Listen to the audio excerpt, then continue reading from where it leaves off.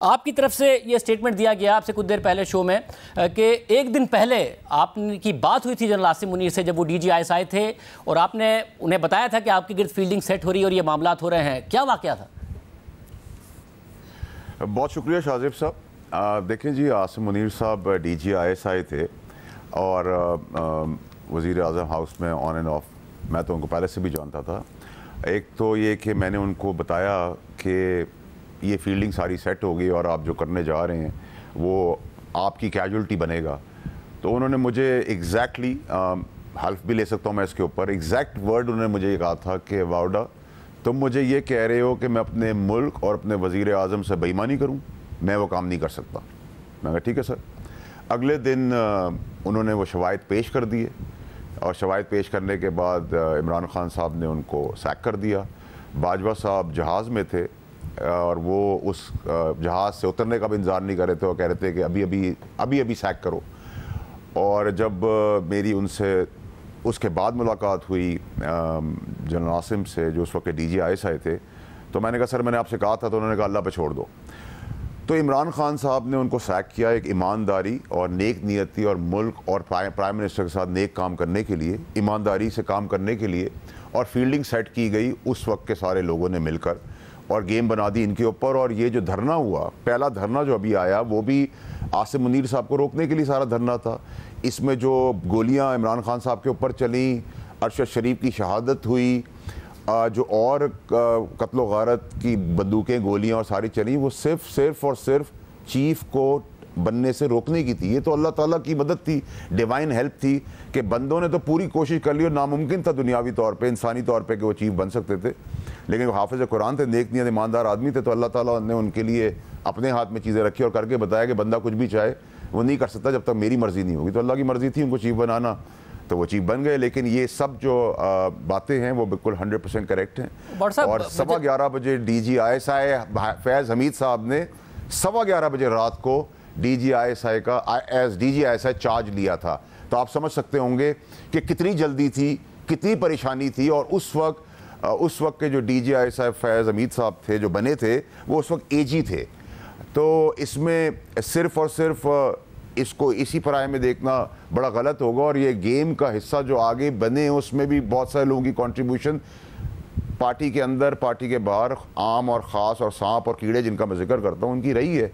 और आप जब प्रोब करना शुरू करेंगे कत्ल गारत और इमरान खान साहब की फायरिंग और अरशद शरीफ के कत्ल को, तो आपको उसमें भी बहुत कुछ बड़ी क्लैरिटी से मिल जाएगा। उसमें आपके पास दो राय या आपको बहुत ज़्यादा सबूत इकट्ठे करने की ज़रूरत नहीं है। मतलब मैं उम्मीद करता हूँ, क्योंकि ज़ाहिर ये इतने अफसोसनाक वाक़यात हैं, अरशद शरीफ साहब का कत्ल हो, इमरान खान साहब पर हमला हो, कि उनकी ट्रांसपेरेंट तहकीकात हों, आवाम को इसके नताइज पता चले। मगर जब आप ये कहते हैं कि आपने एक दिन पहले उन्हें बताया कि आप ये ना करें, बट उन्होंने कहा कि मैंने ये करना है, मैंने अपने वज़ीर आज़म को बताना है, इसका मतलब है कि काबीना के लोगों पर को भी, क्योंकि ज़रा मीडिया पे कुछ चीज़ें रिपोर्ट हो रही थी बुशरा बीबी के हवाले से, फराह गोगी के हवाले से, काबीना के लोगों को भी ये बातें पता थीं कि ये सब कुछ हो रहा है, उनके इल्म में था ये? देखिए शाजिब साहब, मेरे वो लीडर रह चुके हैं, तो उनकी रिस्पेक्ट के तौर पे मैं उनकी फैमिली की तो बात नहीं कर सकूँगा, लेकिन ये मैं आपको बता सकता हूँ काबीना के बहुत सारे लोग भी इसमें मुलविस मिलेंगे। ये जो घड़ी स्कैंडल है उसमें खान साहब को एक्चुअली 3-4 करोड़ रुपए मिले हैं, जो बाकी के 20-25 करोड़ रुपए हैं वो तो काबीना के और अपने और पराये सब ने मिल के लूटे हैं। और ये जो केस है आपका ये तोशाखाना 190 मिलियन पाउंड्स का, उसमें भी आपको काबीना के साथ काबीना के लोग मिलेंगे और उसमें आपको वो ख़ास की भी हिस्सेदारी मिलेगी। उसने भी बहुत पैसा बनाया इसके अंदर। So I know a lot of things. तो मैं रिस्पॉन्सिबिलिटी का मुजाहरा इसलिए कर रहा हूँ कि कानून अपना काम करे और अकाउंटेबिलिटी हो। नहीं हुई तो मुझे फिर सब चीज़ें खोलनी पड़ेंगी। मगर इसमें मसला ये कि जब आप उन्हें मना कर रहे थे तो वो क्या समझ रहे थे कि इमरान खान साहब की तरफ से मस्बत रिस्पांस आएगा? इमरान खान साहब के इल्म में नहीं है बात, बतौर DGI साहब उनके इल्म में लाना चाहते थे और बताना चाहते थे कि ये सारा का सारा हो रहा है? शाजिब साहब, उससे पहले भी जनरल आसिम को एस DGIS इमरान खान साहब ने ऑर्डर किया था सेनेट को मैनेज करने के लिए। उसमें भी DGIS आसिम मुनीर साहब ने उनको मना कर दिया था कि ये मुदाखलत फ़ौज नहीं कर सकती, ये डेमोक्रेटिक मामला है, इसको आप डेमोक्रेटली हैंडल करें, हम नहीं इसमें इन्वॉल्व होंगे। फिर ईरान का इशू उन पर लगाया गया। वो ईरान में एक दिन रुके थे और उसमें भी इमरान खान साहब की मर्ज़ी शामिल थी। और उसी ईरान के मुद्दे को उठाकर सऊदी अरेबिया में भी मिसलीडिंग स्टोरीज़ की गई। एक ख़ास आदमी के प्यारे ने और प्यादे ने जो सऊदी अरेबिया में रिपोर्ट करता था और वही उस वक्त का जिन भी था जो बातें बताता था। तो बहुत सारी चीज़ें हुई, लेकिन डिवाइन हेल्प और अल्लाह की जब मर्ज़ी हो और अल्लाह की मदद हो तो किसी का बाप भी किसी को किसी चीज़ से रोक नहीं सकता। तो वही आसिम मुनीर साहब के साथ हुआ है कि वो नेक नियत ईमानदार, हाफ़िज़ कुरान, तहज्जुदी आदमी हैं।